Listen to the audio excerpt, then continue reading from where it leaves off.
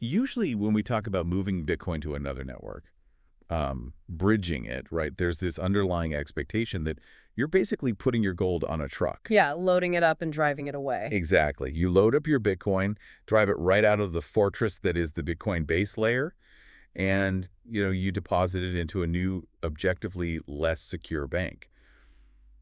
It's a massive leap of faith for anyone to take. Oh, absolutely. It's always been the biggest friction point in crypto. Right. But today we're looking at a system where the trucks just stay parked.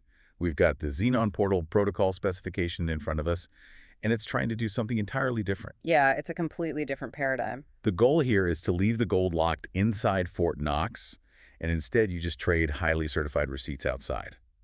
But as we unpack the mechanics of this deep dive today, we're going to see that figuring out who actually holds the keys to that vault is, well, it's a very complicated question. It is a really fascinating trade-off to navigate. And, what we're doing here is decoding a highly technical map. But what stands out immediately about this spec is the tone. Right. The tone is so direct. Exactly. Right in the abstract, the architects openly admit that this system is trust-reduced, not trustless.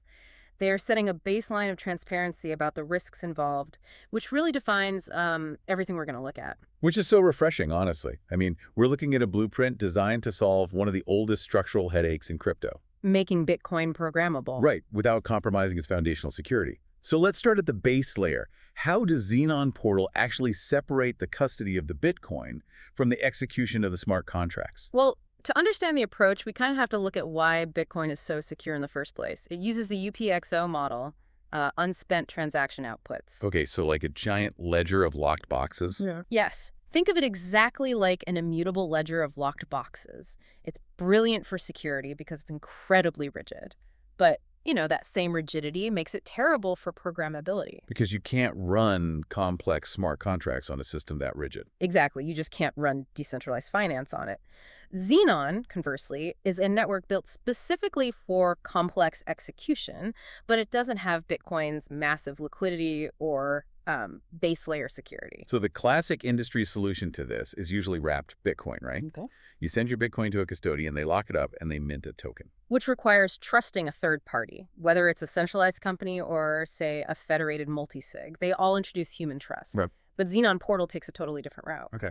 The funds never actually leave the Bitcoin network. They are locked in Taproot escrow UTXOs right on the Bitcoin base layer. Wow, okay, so they stay right where they are. Yeah. And then Xenon relies on SPV proofs, simplified payment verification. The Xenon network cryptographically looks at the Bitcoin blockchain, verifies that you locked your funds in this specific script, and then issues you a receipt. The EBTC. Right, EBTC or escrow Bitcoin on the Xenon network. Hold on, let me get my head around this. Yeah. The Bitcoin physically never leaves the Bitcoin network, but I am over here trading this EBTC receipt on Zenon. Correct. Who actually has the authority to unlock my original Bitcoin then? Because if someone else holds the key to that Taproot escrow, it's not really my Bitcoin anymore, is it? And that is the fundamental tension of the entire protocol. The authority over those escrows is managed by a decentralized group of nodes. They call it the Frost Relayer Network. Frost. Yeah, it stands for Flexible Round Optimized Schnorr Threshold Signatures. That's a mouthful. It really is. But basically, it's a cryptographic mechanism where a group of independent nodes has to cooperate to piece together a signature. No single node has the private key. So it's a decentralized committee holding the keys rather than like a single corporate entity. Yes, but the specification doesn't force you into a one-size-fits-all trust model with that committee. It places a burden of choice directly on you. Meaning you choose how much control they have. Exactly. When you deposit your Bitcoin, you have to choose exactly how much power you are willing to hand over to those relayers. Okay, that brings us to what might be the most crucial fork in the road for anyone engaging with this system.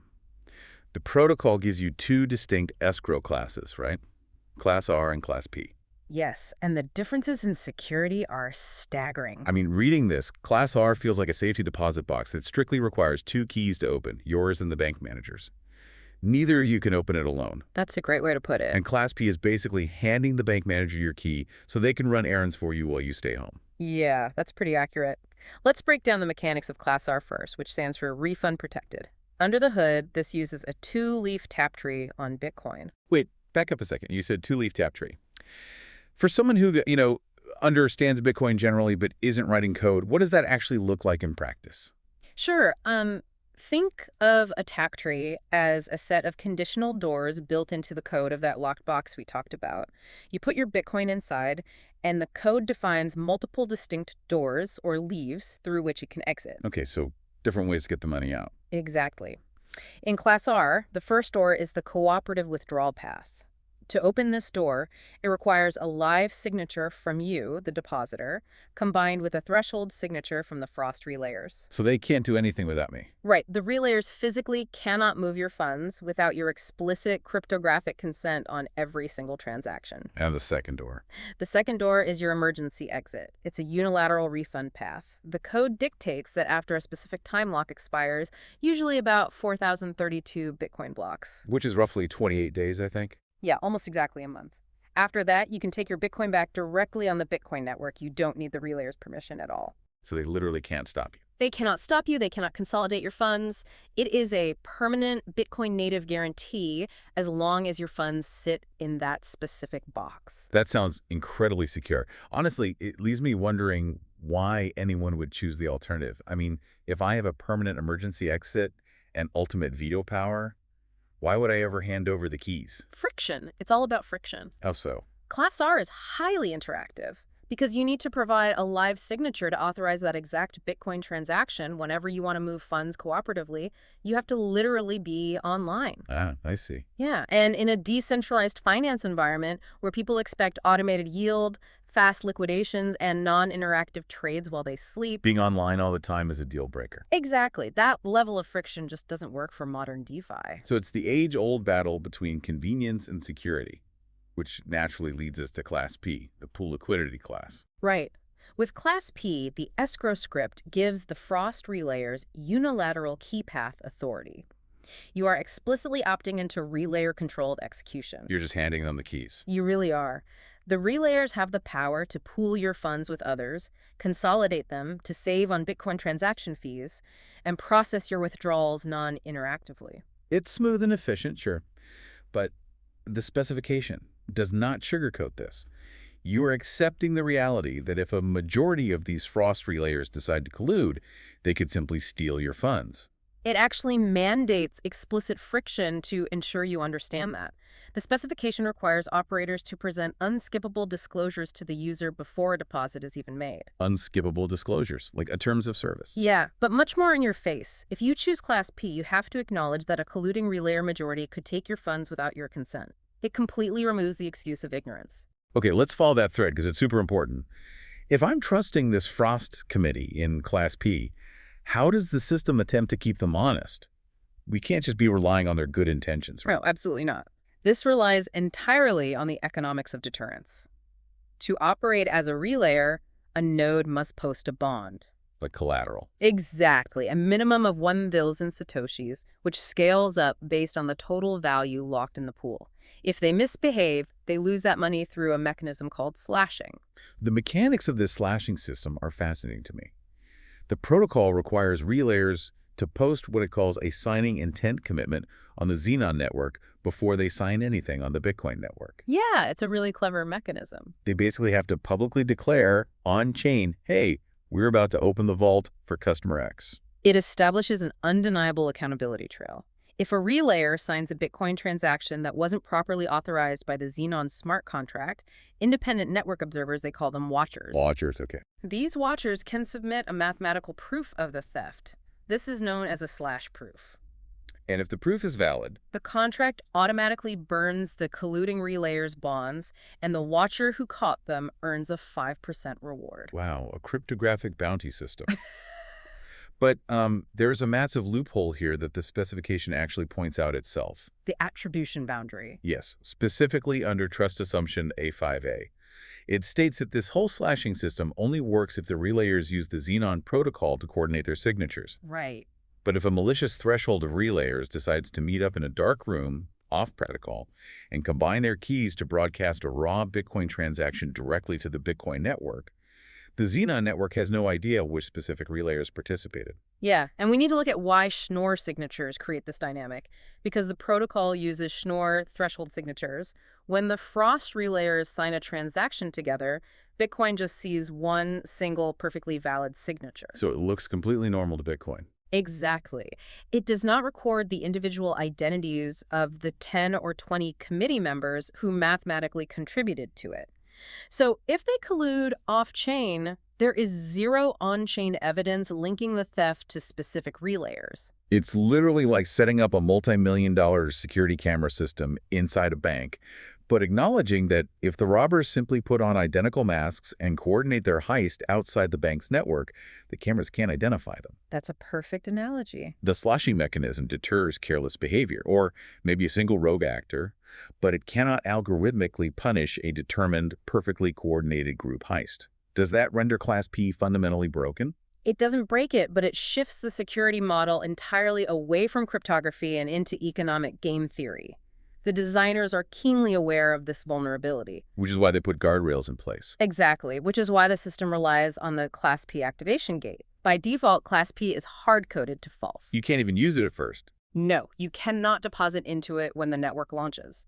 Governance will only allow users to utilize Class P after the economic slashing stack is proven to be live, audited, and massively capitalized. Meaning the total bonds posted by relayers have to heavily outweigh the amount of Bitcoin they are allowed to custody in Class P. Right. It has to be mathematically unprofitable to execute the darkroom collusion. Capital efficiency is the only shield here. They must have more money to lose than they stand to gain. Okay, so let's assume Class P is activated, and prioritizing my own convenience, I decide to use it. There is another major mechanic we need to dig into here. The specification introduces a ticking clock. The consolidation window. This is where the functional difference between Class R and Class P becomes incredibly visceral. Because when you deposit your Bitcoin, you initially get that emergency exit hatch we talked about, the time lock refund path. In Class R, that hatch is permanent. Right. But in Class P, to keep the system scalable, the relayers are allowed to merge or consolidate older UTXOs together. And Bitcoin scalability really requires this. You cannot have thousands of tiny UTXOs floating around indefinitely. It creates network bloat and becomes economically unviable to manage regarding transaction fees. So the relayers sweep these individual deposits up into larger, pooled UTXOs. But the mechanism of that consolidation is what matters, right? Absolutely. When a UTXO is consolidated, it's merged with others to form a brand new transaction ID on the Bitcoin network. Your original time lock refund path was hard-coded to that specific original transaction ID. And once it's merged, the math simply no longer points to your keys. Your original Bitcoin transaction is gone, and your emergency exit hatch is permanently destroyed. That is the precise technical reality. Now, to be fair, the protocol does not allow relayers to do this immediately. It enforces a consolidation safety window. How long is that window? Relayers are only permitted to consolidate your Class P UTXO when fewer than 2016 blocks remain before your specific time lock expires.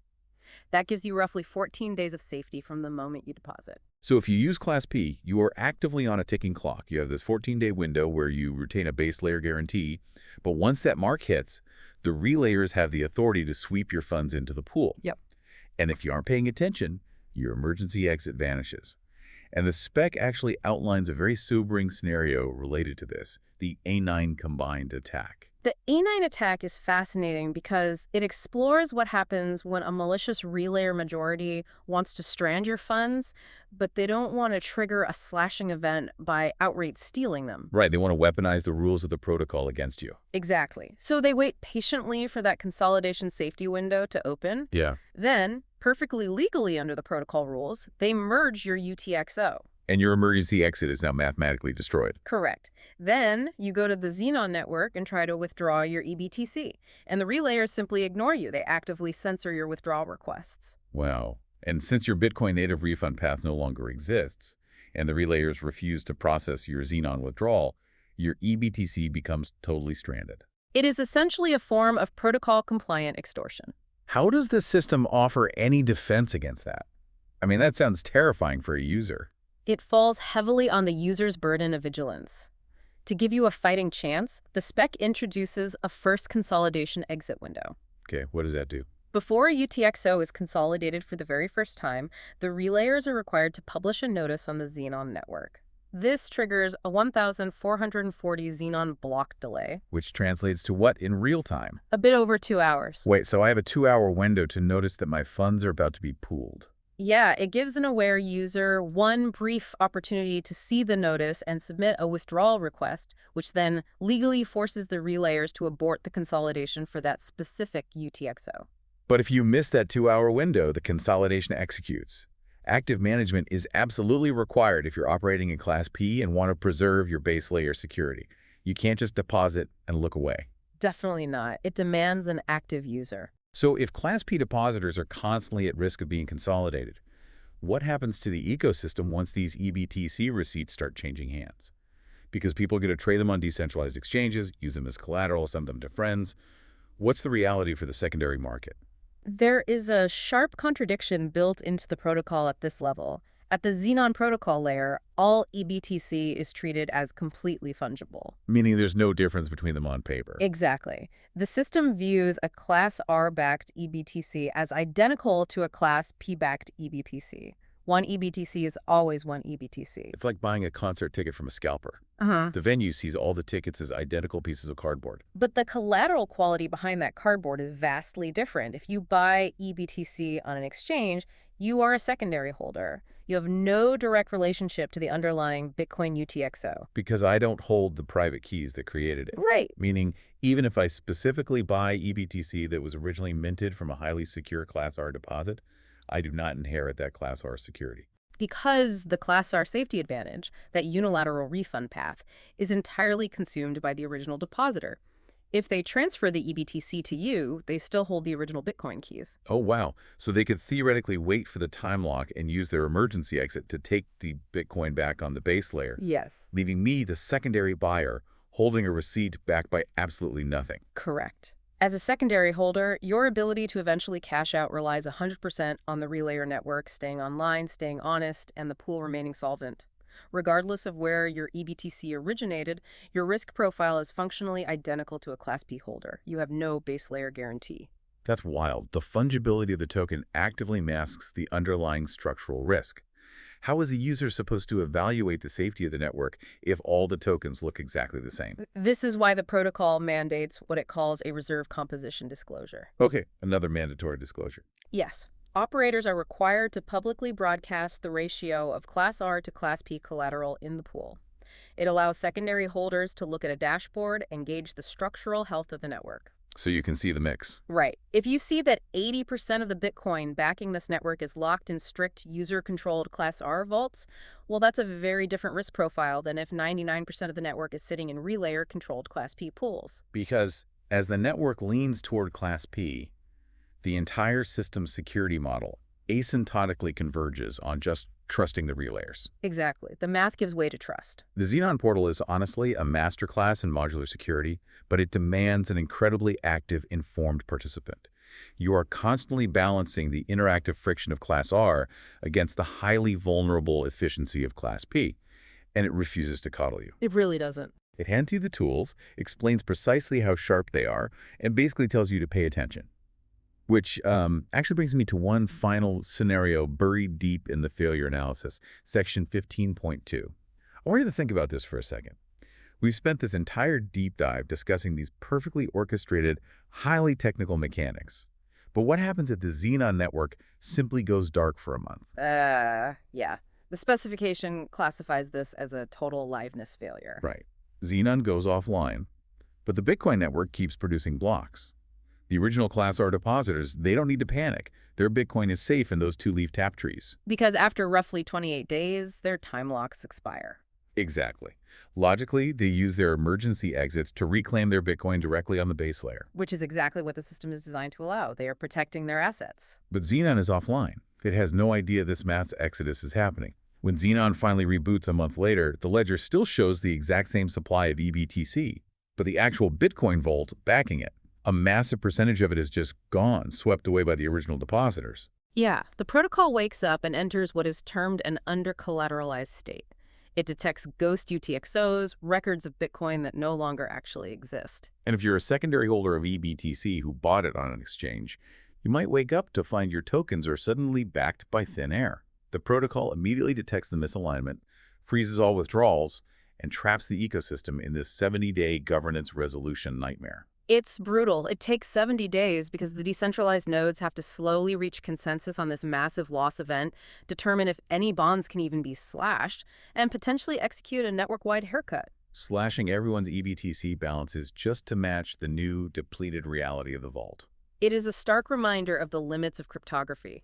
You can build the most elegant smart contracts in the world, but when multiple decentralized systems fall out of sync, the reconciliation process is slow, painful, and deeply reliant on human governance. It's a brilliantly designed protocol, but, it's not a magic wand. There is no such thing as free yield or riskless convenience. Thank you for joining us on this deep dive into the Zenon portal. We hope this map helps you navigate the true mechanics behind decentralized bridges. Until next time.